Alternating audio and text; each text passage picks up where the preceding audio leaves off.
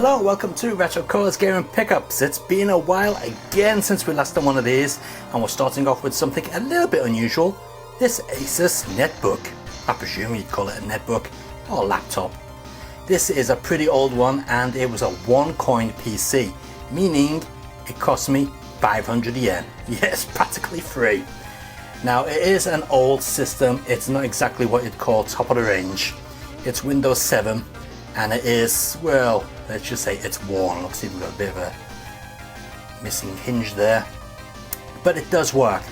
Now, the reason I bought this is I plan to install Windows XP onto this and use it as some sort of emulation device for 32-bit emulators, especially those for old Japanese PCs such as the Sharp M1 or maybe some of the old Fujitsu emulators, the types of emulators that never got a 64-bit port.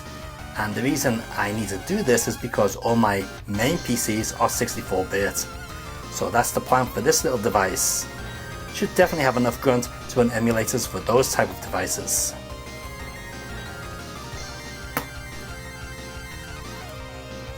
Moving on, we've got this weird looking device. This is the Viewlight AV.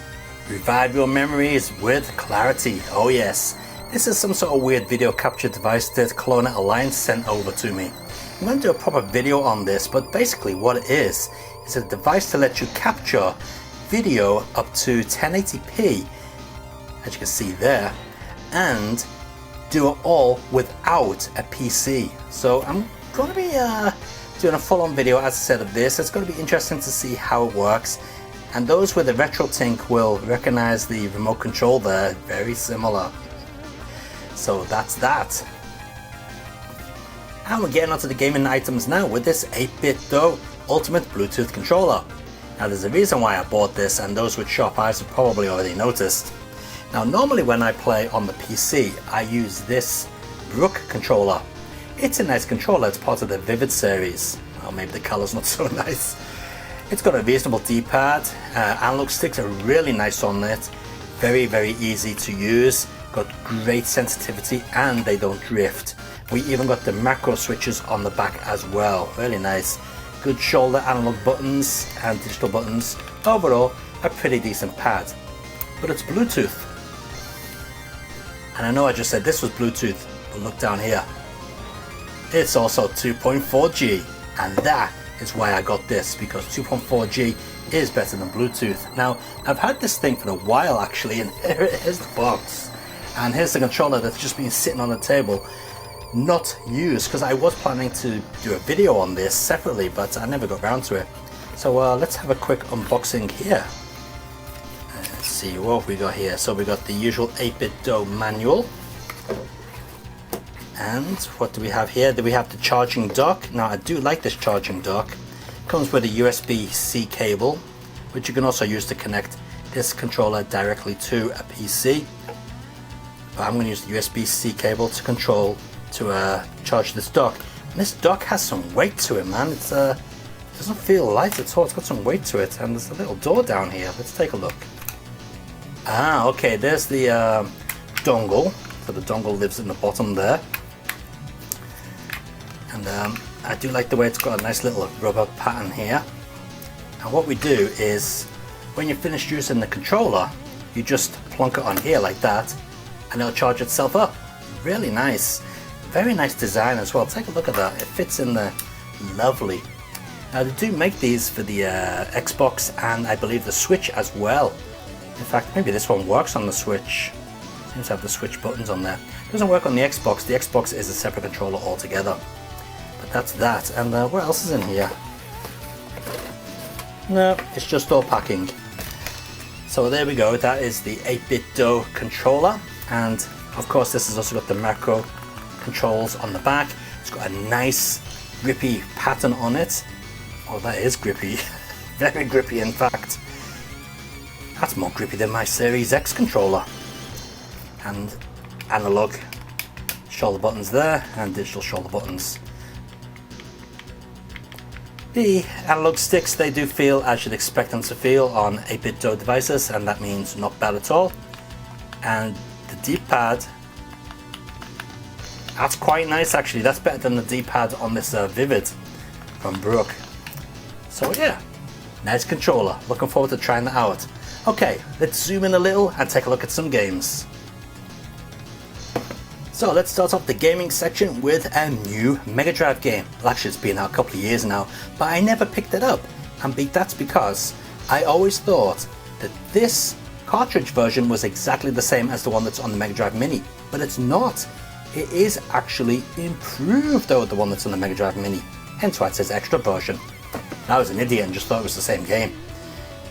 Now, taking a look inside, you can see we've got a nice cartridge and color manual. Of course, this is the Japanese version because, you know, in my opinion, Japanese Mega Drive boxes look the best. Cartridge is nice, got a nice sticker around the top, usual sticker on the back, but there is one problem, and it's a problem with all of Columbus Circle releases. The PCB is not beveled, it's just flat, which means when you put this into your Mega Drive, it's putting a lot more force onto the pins. So I'm going to bevel that with a Dremel myself. That's the only problem with Columbus Circle titles. Now taking a look at the manual, of course it's in full color, as all Japanese game manuals were. If I can get it out without creasing all the pages. And it's not a very thick manual, that's for sure, but you do get some basic information about the game, the controls, and so on. But what you're all thinking is what's so different about this and the Mega Drive Mini version? Well, let's take a look at the game modes here on the back page. Now the Mega Drive Mini version just has normal and boss rush mode. This one has normal, boss rush mode, and we can also play old, new and extra versions of the main game. What's the difference, I hear you ask? I don't know. I played the old, new and extra version and to me they all seem the same. I'm sure it's going to be some tiny little minute difference in there, but there is a difference. One thing that I did notice there is difference between this and the Mega Drive Mini version is that the sound driver seems to be slightly different. The Mega Drive Mini version is louder. However, this version, while being slightly quieter, did seem to sound slightly more clear. Now the Mega Drive Mini version is very clear and extremely close to the arcade, but this one seems to be just that little bit more genuine. Alright, let's move on to the next game. And next up we have a PC Engine Super CD-ROM title, or ROM title if we're doing it correctly. For short, this is just called GAO, and it's by Nichibutsu or Nihon Busan. And as to be expected, being a game by Nihon Busan, it is not the best game out there. But that doesn't stop this being a very expensive title. Yes, this cost me 12,000 yen, and to be honest, I think that was 12,000 yen too much. Basically, what we have, as you can see in the video up there, is a scrolling platform action type game with very stiff animation and stiff controls, and it is a little bit unforgiving in areas as well. So yeah, typical low-end Japanese platformer. Although I do like some of the artwork in it. It's just a shame that Nihon Busan are a cheap company and provided us with a black and white manual.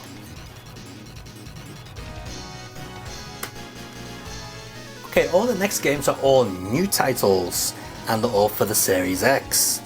So here's one that I picked up thanks to, I think it was Joe on GameSack who actually featured this. Now Joe on GameSack, he did complain a lot about the controls. Well, he did say you get used to them, and that's because you use the right analog stick to adjust the pitch of the hovercraft, and to be honest, it is so bloody annoying, and I just couldn't get used to it. So what I did is I put it onto layman's controls, and then we just have the left analog stick controlling everything like a racer should be, and that improved the game an awful lot. As you can see on the video up there, it's very impressive and really nice looking game. However, I do think the audio is a little bit on the, how can we say, generic side. And I also think that the sound effects are annoying because every time you hit a barrier, it mutes the sound or mutes the music slightly. And then the music builds back up. And to me, that is just very annoying. And you can't seem to switch that option off. Now surprisingly, this does come with a little bit of paper, and oh, quick, put in the code, guys. Yeah, put it in. It doesn't work. I tried. It looks like the download stuff for this is no longer valid. But there you go, Redout 2 on the Xbox. 4K, 6 frames per second, futuristic racing. Next up, another Series X game I got on the cheap. This is Evil Dead, the game. Requires internet. Well, actually, it doesn't require internet because it does have a campaign mode that you can play offline.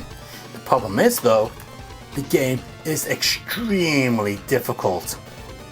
Now, it features all the different versions of Evil Dead. So I don't know if you can see that here. Let me just put the camera on focus so I can get a bit closer. Manual focus, that is. More focus, please. So as you can see, we've got Evil Dead, Evil Dead 2, Army of Darkness, and Ash vs. the Evil Dead.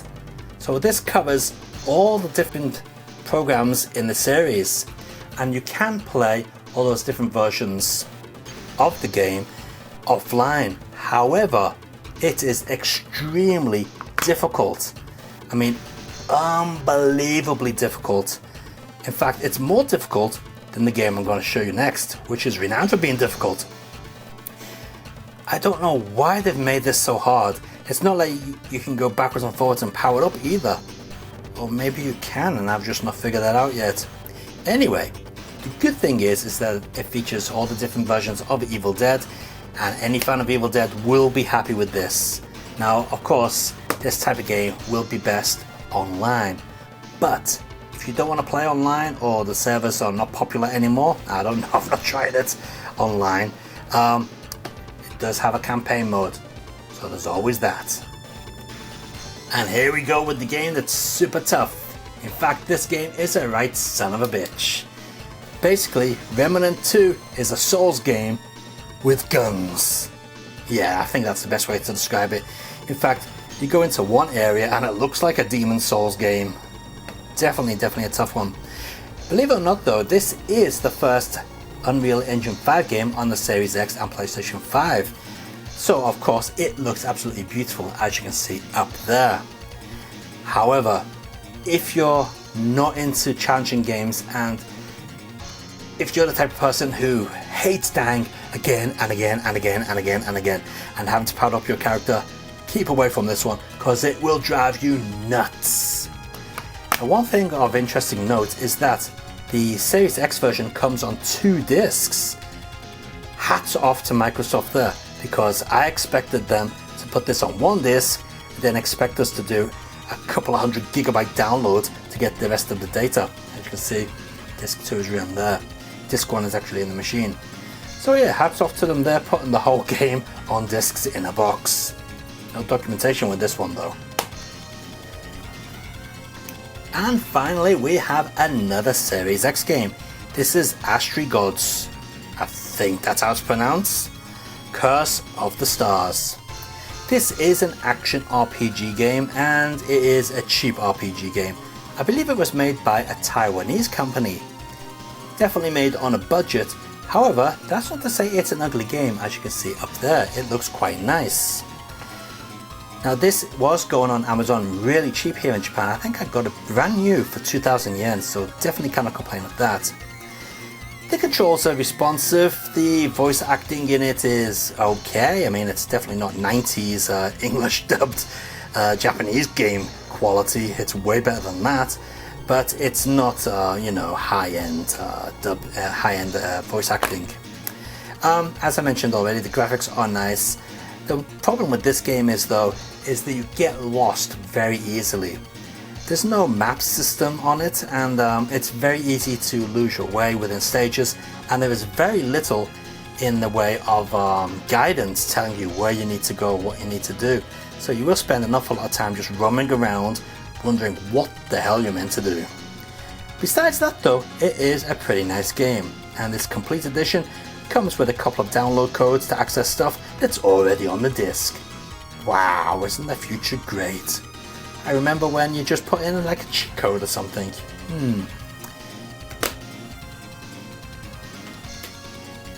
And there we have it, the Game of Pickups since the last video. Not a lot, I do admit, but that's because I've been saving up for a couple of good items coming next month. I'm sure you'll be very happy to see those. But now it's time to take a look at your gaming pickups and see what you guys have been buying. And remember, if you want your gaming pickups to be featured on the end of the next video, send your pictures to the email address here. Let's take a look at what you guys have been buying.